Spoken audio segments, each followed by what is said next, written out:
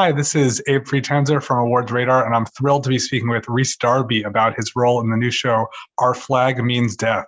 How are you today, Rhys? Good, thank you. How are you? Good. It's really great to meet you. I've been a big fan of your work for a while now.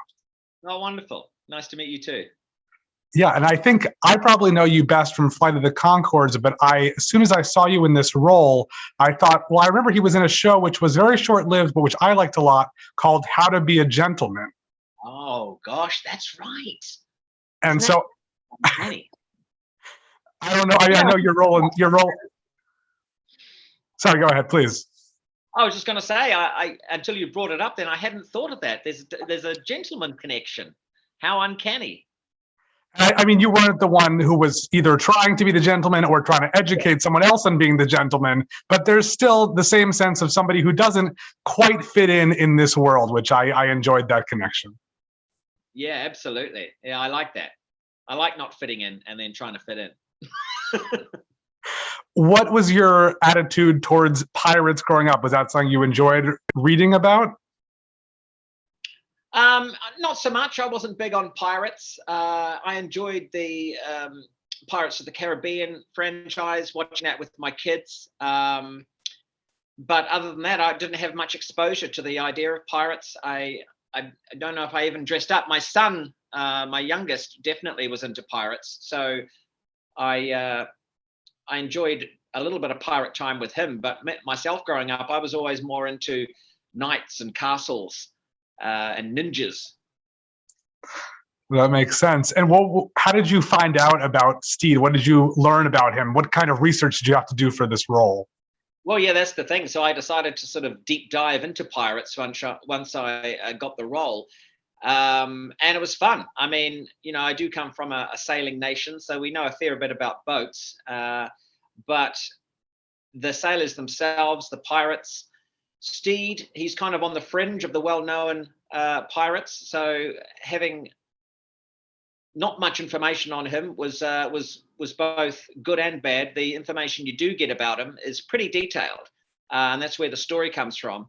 And so finding out that he did this by choice, he was an aristocrat that was definitely not enjoying his life of wealth. He was bored. I like these ideas of him using this ridiculous turn in his life through courage to leave a life of luxury to go into a ridiculous life of courageous battle, knowing full well that he was not going to survive the whole thing, surely, but yet did it with so much gusto and costumes that it was, just felt like an insane idea. So that was interesting to me because I'm a bit of a risk taker. And so I thought, well, there's got to be something in me that can see what was in him when he did it. And this show is pretty intense with its costumes and its sets and all that. How true to life do you think it is? Does it really feel like you're living in that era? Absolutely. It was really important to get the details right because otherwise it looks like a parody, and we had to have depth in this show.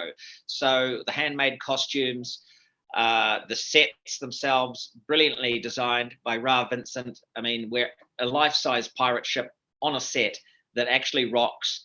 There's cabins, we go down, there's another set which shows the interior. My cabin, which, has a fire. You've seen how lavish it all is. And once you're in those sets and you've got those costumes on, you better bring your A game because there's been a lot of people have worked hard to make sure this thing looks real, and it felt so real for us that it was easy. We really felt, especially when the things were rocking back and forth, we're thinking, and you can hear the creaking. It just takes you away to another world. And I know you've worked with Taika Waititi before, and Hunt for the Wilder People, another role of yours that I enjoyed quite a bit. What was it like collaborating with him in this process? Oh, it was the best. It's always great with Taika. We know each other very well. He's normally yelling at me from behind the camera, and this was a pleasure to have him alongside me in front of the camera, where I can sometimes yell at him and say, "Hey, try this out," And so it was a collaborative effort. collaborative, I should say. Yeah, we had each other to lean on, particularly with the dramatic scenes. So we hadn't done a lot of very sort of heavy lifting in that area. And so when we do some emotional scenes together, we actually really enjoyed it, because instead of making each other laugh, we were trying to make each other upset. And that's just sort of the same kind of thing. We'd give each other a high five after we wiped the tears away from our eyes. Well, there are a lot of comedians who make appearances either in the regular cast of the show or as guest stars. Is there anyone you were particularly excited to get to work with? Always excited to work with Will Arnett. Yeah, he's really funny. But you know what? Every single guest star that we had on there that we had on the first season was a fantastic comedic improviser. So we were spoiled for choice. I mean, I'm getting to work with my old mate Christian Shaw as well. So anyone that I've worked with before, I always already have a chemistry with, is always fun. And then these new ones that I hadn't worked with turned out to be brilliant as well. So I kind of like, I don't know, I feel like a kid in a candy store with these guest stars. And Steed is very funny, but he also, sometimes it's hard to like him just because he doesn't seem to understand what people around him need. How do you balance making him endearing with also making him, I guess, annoying maybe is the right word? Yeah. Well, he's a learning experiment, and he is an alien in this world, and he's got confidence, and he's got a bit of grace, and he's well-spoken, but that's really all he's got. And so he's learning as much as the others are, and he's finding out throughout the season that some of the gifts that he can give to the crew are behavioral things and the show of emotion, which these masculine pirate types don't often do. And so the journey really is sort of, I guess, collaborative for everyone in the end. Yeah, I think he darkens as well. As soon as he meets Blackbeard, he starts to man up a bit more, and he takes stabs and learns sword fighting and things like that. So he's on a journey, and hopefully he gets less annoying and more cool. Isn't that what we all want? Yeah, no, I think he does. And on the note of taking stabs and meaning it in a different way, do you feel like you've learned a lot about stage combat and how you could really avoid any major arteries if you had to get stabbed? Yeah, it's all about timing and distance, and camera tricks. But on the other thing it's all about is, I guess, movement, and I've always been quite a wicked dancer. So I think my sword fighting skills really came into play once I did my classic hip movements.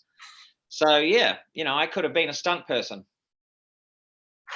And so what's next for Steed? Is there any word about a season 2? No, we haven't heard anything yet. So no doubt at some point we'll either hear something or won't. But I'm sure we will. I don't think anyone wants this little journey to end so quick. Of course. And are you eager to continue in some sort of, period show like this, or would you rather do something set in the present? I love periods. I've got to be honest with you. It's one of my guilty pleasures, is that I pretty much only watch historical or period dramas, because it's pure escapism, and I like costumes. And the world we're living in right now, you just kind of want to open a door and disappear into another world for a little bit of time, just to get some time off, the stuff we've been going through over the last few years. Of course. Well, thank you for helping to provide this escape. It's really great to get to meet you and speak with you. And all of season 1 of Our Flag Means Death is now available to stream on HBO Max.